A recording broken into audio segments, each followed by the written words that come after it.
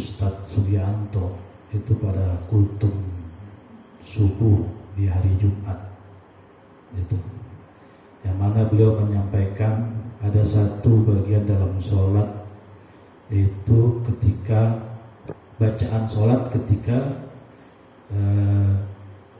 duduk di antara dua sujud, yang bacaannya Rabbighfirli warhamni wajburni warfa'ni warzuqni wahdini wa'afini wa'afwani, yang artinya ya Tuhanku, ampunilah segala dosa-dosaku, ampunilah segala dosa-dosaku, kasihanilah aku, tutuplah segala aibku, angkatlah derajatku, berikanlah aku rezeki, berikanlah aku petunjukmu,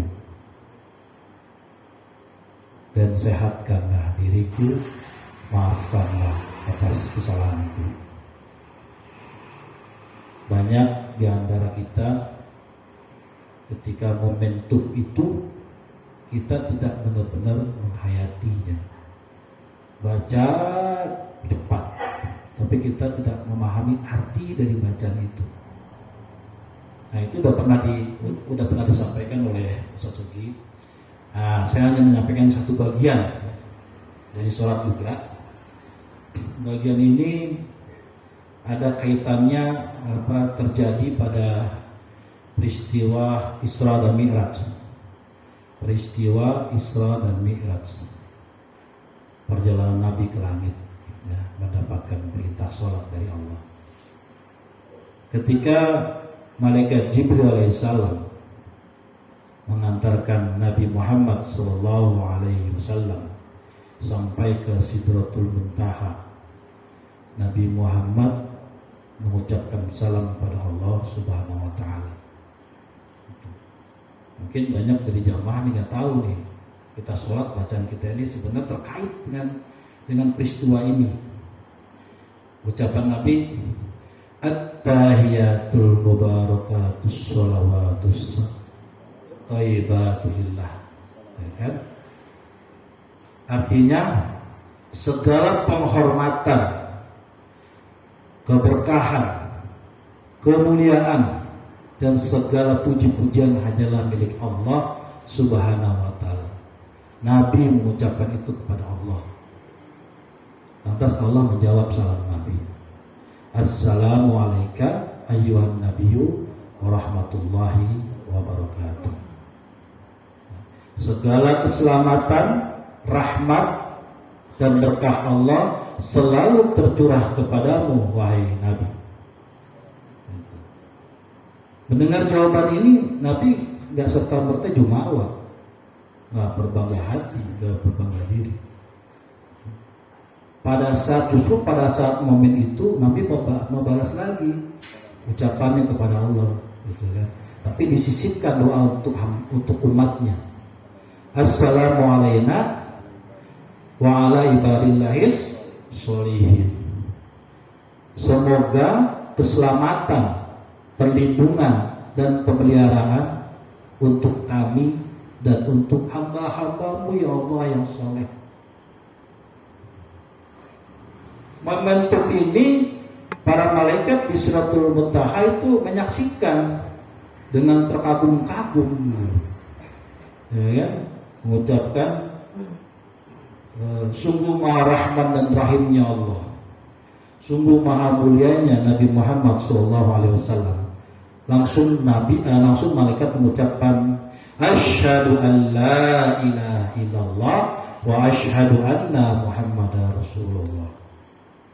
Aku bersaksi tiada Tuhan selain Allah, dan aku bersaksi bahwa Nabi Muhammad adalah Rasulullah. Nah, ini riwayat ini dapat kita temukan semua kitab-kitab tafsir.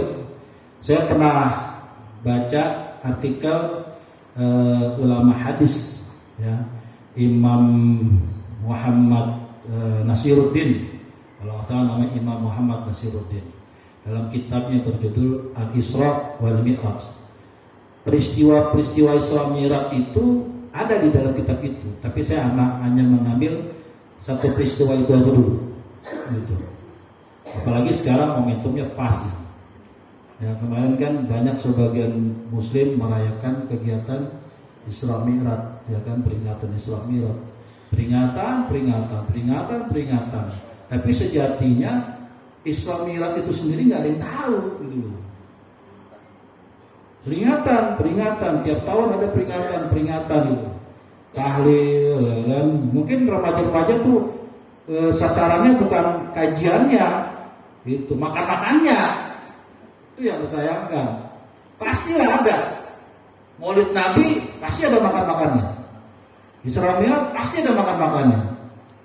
Pulangnya kadang ngarepin besek. Gitu kan? Itu salahnya di situ kita sebagai umat Nabi. Itu kita nggak tahu perjalanan junjungan kita. Ya kan? Seharusnya kita sebagai umat Islam itu harus paham dan tahu apa sunnah yang melekat pada diri Nabi. Orang tahunya sunnah Nabi poligami aja. Poligami. Sunnahnya poligami. Tapi kebanyakan orang yang poligami, dia mendapatkan istri, mencarinya yang lebih cantik dari istri yang pertama. Sedangkan Rasulullah, istri yang pertama itu janda. Istri yang kedua malah usianya lebih tua dari istri yang pertama, nenek malah. Hanya istri yang ketiga, Aisyah radhiyallahu ta'ala anha, ya kan, yang gadis, anaknya Abu Bakar. Nah, kita kan poligami enggak. Pokoknya nyari yang lebih cantik dari istri yang pertama.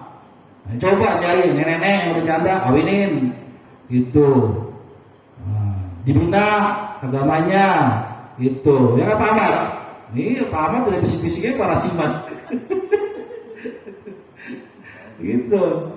Jadi sunnah hatta Nabi Muhammad SAW itu, sunnahnya itu sampai hati-hati Nabi Muhammad itu. Ya, apa yang melekat pada diri Nabi Muhammad SAW itu kan sunnah. Ya kan, sunnah yang melekat pada diri Nabi. Gitu loh. Amalan-amalan yang terletak pada diri Nabi itu ada sunnah. Gitu. Sampai Nabi Muhammad bersiwak. Nah, tahu kan siwak? Nah, itu Nabi Muhammad berhati-hati. Laula an asyqa ala ummati la amartuhum bisyawaqi inda kulli wudu ay inda kulli shalah. Kalau sekiranya tidak memberatkan umatku, kata Nabi, pastilah aku perintahkan mereka itu bersiwak ketika hendak wudu dan ketika hendak sholat. Gitu. Karena kita menghadap Allah harus bersih, luar dalam kita harus bersih. Gitu. Nabi pun bersabda, ya kan, mulutmu adalah jalan keluarnya Al-Quran. Jadi ketika kita sholat itu baca Al-Quran keluar dari mulut kita. Al-Fatihah itu Al-Quran. Gitu. Cuma kita bahkan banyak kita nggak memahami Al-Fatihah itu. Banyak juga kita sholat gitu kan, maunya buru-buru, cepet-cepet. Apalagi kalau misalkan udah tunggu target tender segala macam, udah segala cepat aja, cepat kilat selesai sholatnya. Padahal dalam sholat itu sendiri kan ada dialog antara kita dengan Allah, itu ada dialog, gitu. Dialog di surat Al-Fatihah, baca Al-Fatihah itu dialog itu. Ya, ketika kita membaca dari awal kita sholat kan, takbiratul ihram, baca doa iftitah, ya, baca Bismillahirrahmanirrahim dengan menyebut nama Allah yang Maha Pengasih lagi Maha Penyayang. Alhamdulillah, ada juga diawali dengan auzubillah, ada juga ada dibaca Bismillah. Alhamdulillahirabbil alamin, segala puji bagi Allah. Itu Allah menjawab, kata Allah, hamdani abdi. Allah tuh membanggakan hambanya ketika baca ayat itu kepada malaikatnya. Tuh, lihat malaikat, hambaku sedang memujiku. Kalau kita baca Bismillahirrahmanirrahim, yang nggak ada kesempatan Allah mau jawab. Qaulin amin. Nah, kita nggak tahu. Padahal itu momentum kita berdialog dengan Allah, kasih kesempatan menjawab bacaan kita. Ar-Rahmanir Rahim. Kata Allah kepada para malaikat, "Hei malaikat, lihat tuh, hambaku sedang memujaku." Tadi memujiku, hambaku sedang memujaku. Maliki yaumiddin. Wajadana abdi, kalau masalah itu bunyi dalilnya. Hambaku sedang mengagungkan aku. Iyaka nak, ya, jangan dibaca kalau kita usut nampak kalau baca pada saat ayat iyaka, baca iyaka na'budu wa iyaka nasta'in, itu nggak bisa. Harus diberhentikan sedikit. Iyaka hanya kepadamu, iyaka na'budu wa iyaka nasta'in. Padamu aku menyembah, kepadamu, hanya kepadamu aku minta pertolongan. Itu Allah juga menjawab.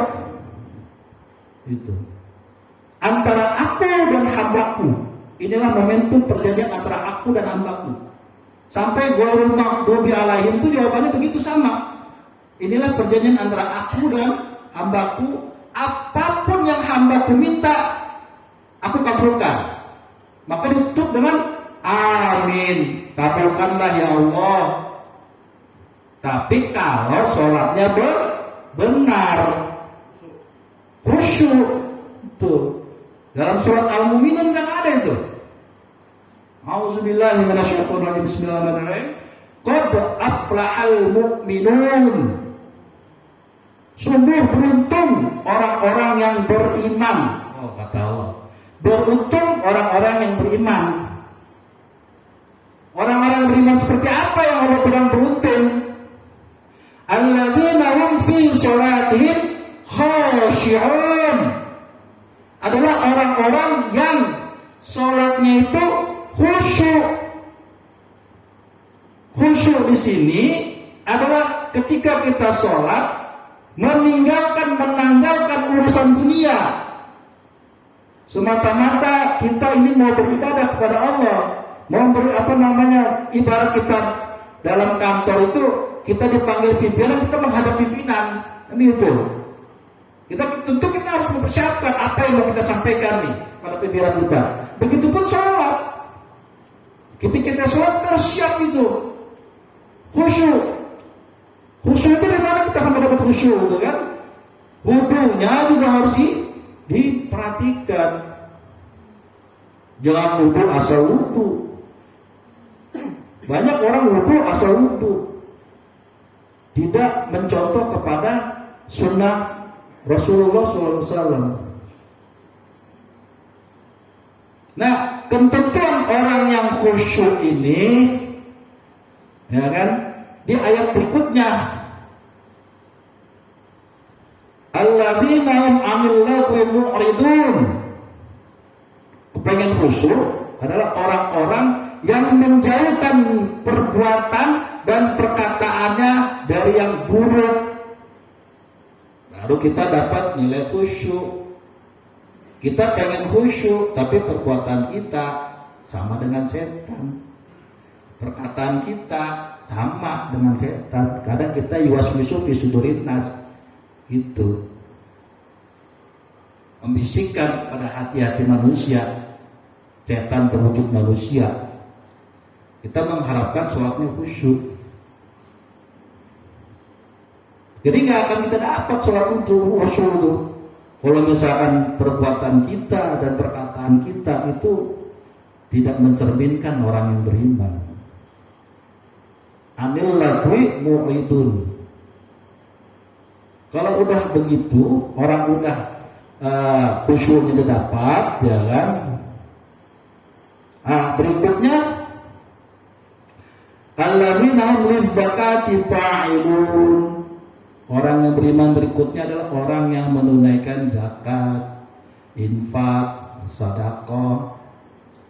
Itu banyak nih orang di mayit dalam kubur memohon kepada Allah untuk hidupkan kembali semata-mata mereka ingin bersedekah. Karena nilai sedekah itu masya Allah besar sekali dalam pahalanya. Jadi saya menghimbau, ya, pertama diri saya dan kepada jamaah. Yuk, mulailah kita perhatikan sholat kita. Karena kita ini menghadap Allah, kita ini berdialog sama Allah, ya kan? Di dalam sujud kita itu Rasulullah juga dalam penggalan hadisnya itu fa'aksirud doa indal wujud. Pada saat wujud perbanyaklah doa, perbanyaklah doa. Coba kalau misalkan kita sholat berjamaah ikut dengan imam, kalau imamnya udah nggak dalam kondisi sujud, kita ikutin juga. Imam udah nggak kondisi sujud, tapi kita masih sujud aja, nggak bisa begitu. Itu imam itu ditunjuk untuk diikuti gitu. Karena ini tuntunan Nabi gitu. Kata Nabi, balighuani walau ayat, saya hanya menyampaikan dari Nabi, walaupun satu ayat saya sampaikan gitu. Nah, jadi harapan saya, yuk kita perbaiki ibadah kita, sholat kita, ya kan. Ketika azan berkumandang, yuk kita naikkan sholat, penuhi panggilan azan itu. Urusan dunia kita tinggalkan, ya kan gitu. Karena kita nggak akan hidup lama di dunia ini. Dunia ini tempatnya mati, gitu. Perbanyak amal ibadah kita, bekal kita ketika kita mati. Karena harta tuh nggak akan dibawa mati. Istri cantik juga akan dibawa mati, gitu, ya kan? Jadi mungkin hanya ini yang bisa saya sampaikan. Kurang lebihnya saya mohon maaf. Kalau ada perkataan yang benar itu semata-mata dari Allah Subhanahu Wa Taala. Kalau ada yang salah itu dari saya. Sebelum kita akhiri, mari kita baca doa kafaratul masjid. Subhanakallahumma rabbana wa bihamdika asyhadu an la ilaha illa anta astaghfiruka wa atubu ilaik. Assalamualaikum warahmatullahi wabarakatuh.